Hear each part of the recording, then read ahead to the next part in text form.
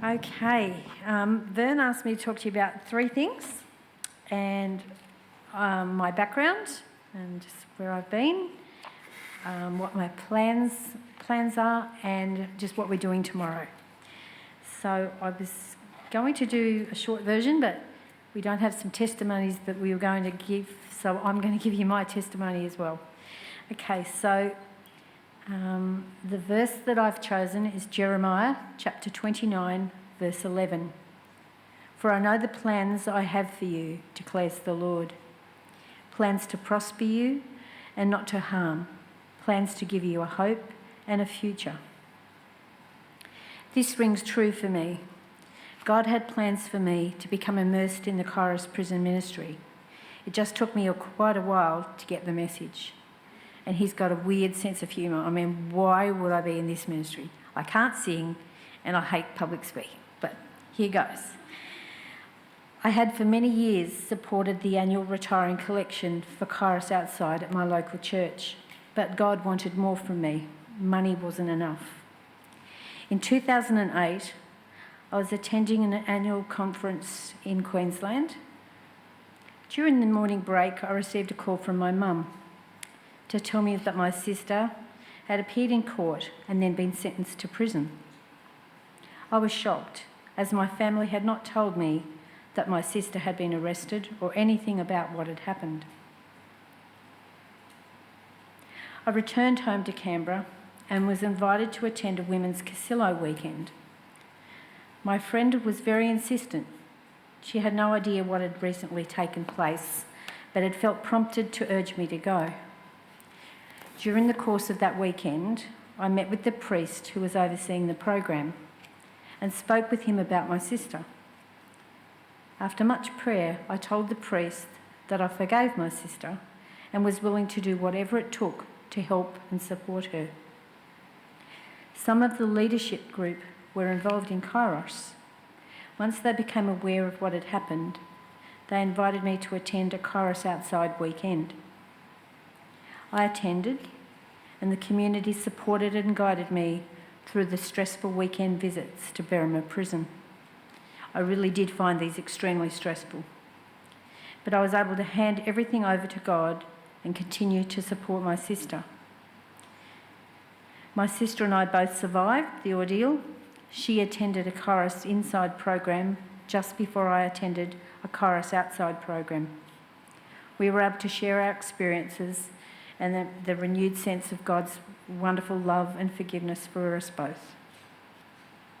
After this, I felt very compelled to give back to the ministry, to thank God for the help that my sister had received and the support that I had been given. I attended reunions and agreed to take on various positions on the regional committee, and go on team, then was chair of the committee for a few years, attended state council meetings with a KI rep who shared testimonies of his many Goulburn short course programs, and I came to understand more about the Kairos inside arm of our ministry. After that, I agreed to be chair, vice chair and secretary of New South Wales State Council. In addition, I agreed to organise a group of Canberra Kairos outside volunteers to join me in a pilot program to do presentation and recruit volunteers to form an ad hoc committee for the Kairos outside South Coast. After 3 years as chair of this committee, I stepped down and handed the leadership over to the local South Coast volunteers. In 2019, I was invited to join the KPMA board and chair the ministry growth group, working closely with our inaugural Regional Development Officer, Vicky Buchanan. I also joined Vern and Rob as international delegates at the KPMI conference in Orlando, Florida. Since joining the board, I've been a part of the management team that meets every week with Vern, and that's been a truly wonderful growth experience for me, to learn from the master, learn how you can have the head and the heart. At the beginning, I think I was Vern's clone, but my heart's come through a little bit more now. So from what you've heard, you will understand that I've been where all of you have been. So I've been in all of the positions that you're in, and I'm just really looking forward to working with all of you in my new role so that we can get all of our programs resumed. I plan to work closely with the program support team and with the board and state councils to ensure that we continue to offer Zoom training tailored to the needs of each individual committee. I'm completely dependent upon our Lord to guide me through this next journey. I truly believe I am where the Lord wants me to be and trust Him completely.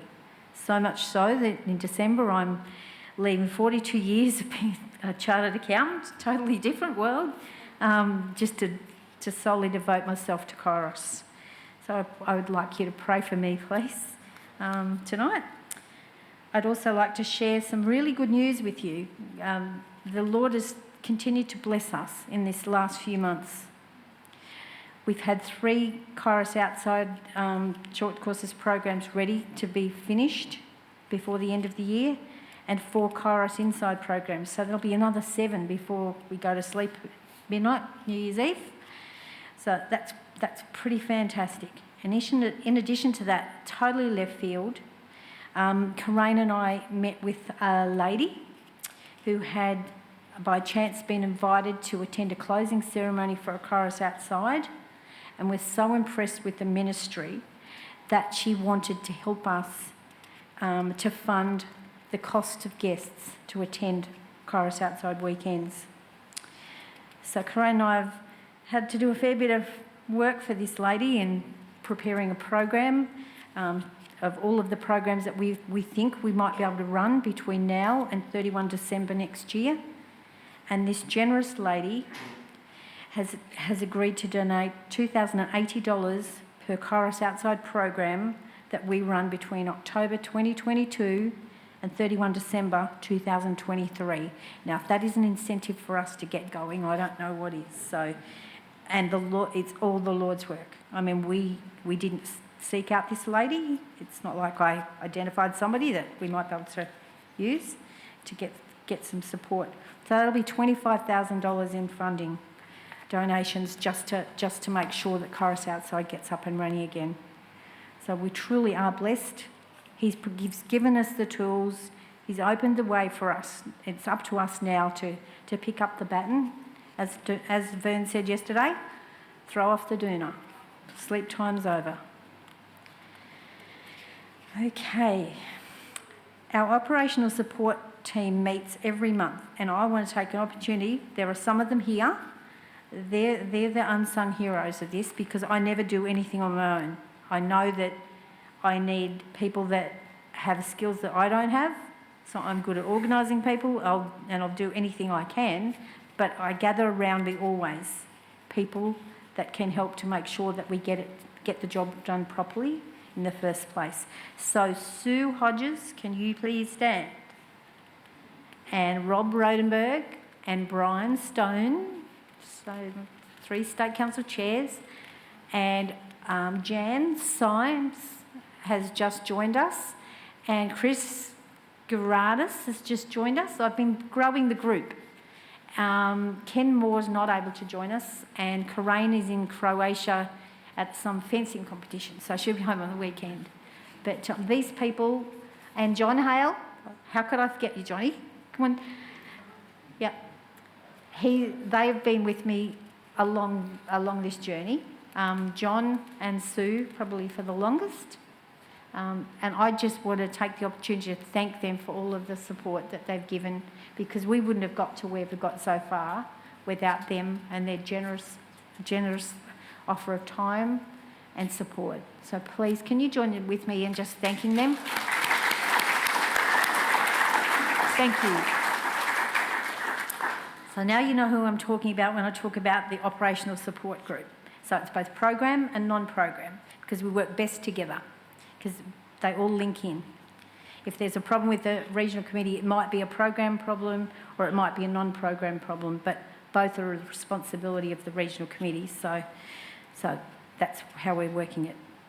My aim is to work with each and every regional committee, because each of you are unique, whether you like it or not. All of you face problems, whether it be little or small. Even the strongest of our regions have come up with problems. You know, our strongest KO came up with a problem where they had 5 or 6 leaders lined up, and illness has taken out quite a number of those leaders. So all of a sudden, they have had to ask for permission to have a repeat leader. So, you know, and you would never have picked that. If I look at the graph of how I've mapped them all out, I would never have picked that we would need to give some support to that region. So we're there for every region, not just we were in the old days, the incubation unit, I called it, the sick bed, and we would help regions get back up if they were stumbling. Now we're there for everybody. And that, you know, and we will walk with each and every one of those regions. We're organising mentors for everybody, and we'll get back to having monthly Zoom training. I know some of you love it, some of you have never joined in your life. I'm going to try and talk to those of you that I know have never been and try and convince you that maybe it's a good thing that you join us, because it's not about whether you need the information that we're going to give out, but what you can give to the other people. You might not need to know about that, you might already know about it, but you can talk about how you put that knowledge into action, because you should be there for each other, to teach each other. Okay, so just so you know, to get your diaries out, first training sessions in 2023 will be 4 modules on Ezra training that Pauline and Jan are going to run. And Danny. And Danny. Okay, wonderful. So that's the first thing coming up, and after that I'm going to find someone to train you all on the Excellence Initiative, both the observers for the Excellence Initiative and the form, and why we need the form, what we use the form for, how you fill in the form. So they're the initial things that I've been told we need so far. The rest of the year training content will be determined from feedback from regional committees. So if there's something that you want to know about or you want a refresher on, just pick up the phone. I'm quite happy to give out my mobile number.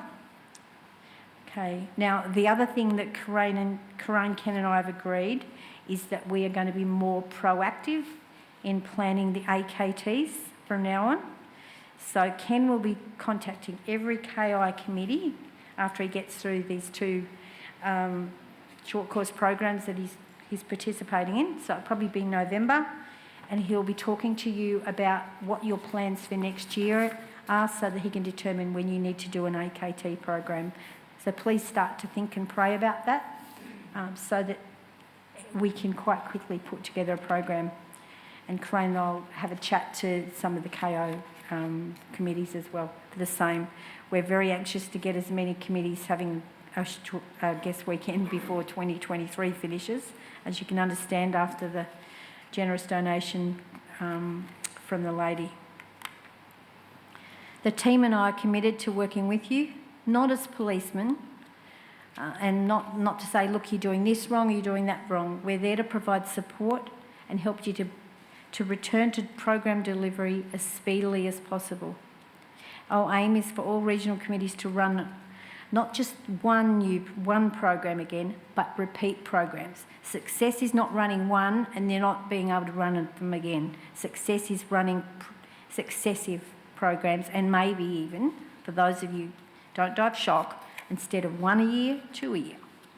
Anyway, that's enough. I don't want to scare you too much, but I've got lots of energy and I'm hoping that you're going to have some to join me. Tomorrow, okay, well, it's all about addressing the fact that we've all got a bit rusty from our COVID-enforced break. So I'm inviting you to come to the workshops on regional committee health and recruitment, and I'm inviting you to come and make it an interactive session. As I said, some of you will be doing some things really well, and I want you to share what's worked for you, particularly in the recruitment space. Tony's prepared a fantastic video for you to watch just to get a refresh from the recruitment training that we did last year. But then I'm going to invite Bruce James from KI Manus to talk to you about how he organised a day, a Kairos information day. He called it Tonic, and he invited various groups along to hear about Kairos. And it was almost like a day at the conference. We had songs, we had food, we had so many testimonies. I've never heard so many testimonies in one day in my life, but they were fantastic. And it really works. So, and there are things that Bruce would like to improve on that. So he'll share with you what worked, what didn't, what he thinks we could do better, and give you the master running sheet so you'll have something to work from. So that's just one little thing that we're going to bring, and there are other committees I'm aware of that have done other things that have worked. So I want to make it interactive. I want you to share with each other because that's how we all grow. So it won't be a sit back and just go to sleep in the corner. Sue and I have worked on some questions, and they're just there as prompts for the first 2 workshops, so to get the conversation started. So please come with an attitude of sharing and enthusiasm, because we're about to open the floodgates, and the Lord keeps blessing us with money. Whenever he does that, I get scared because that means he's got big plans. So you should be scared too. Okay, now the workshops that I've organised do reflect what you've indicated that you want. If there are any other things that you feel we haven't covered, Vern's mentioned that we're going to have a bit of a session at the end of the day, but I'm happy to run some Zoom workshops to cover anything we can't address in a little while tomorrow afternoon. Okay, and Tony Hoban's more than happy for those of you that need to explore the methodology that he's going to talk about in terms of recruitment.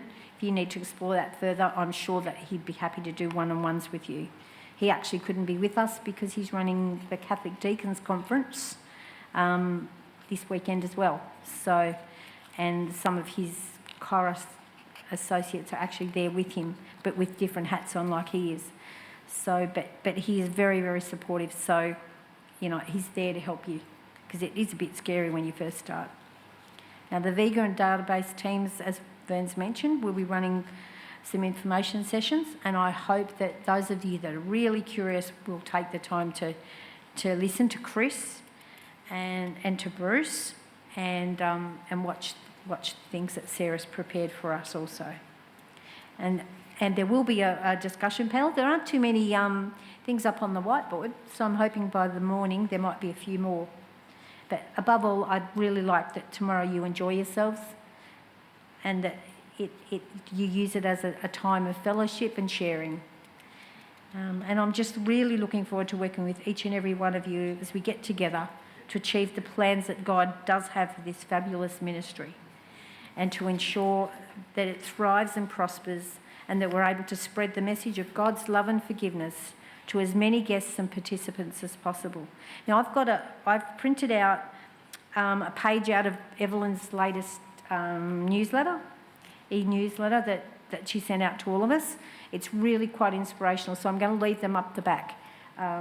It's about weathering the storm, and it's just really lovely. So please take a copy and read it tonight. It might give you some good dreams. Anyway, God bless and thank you very much.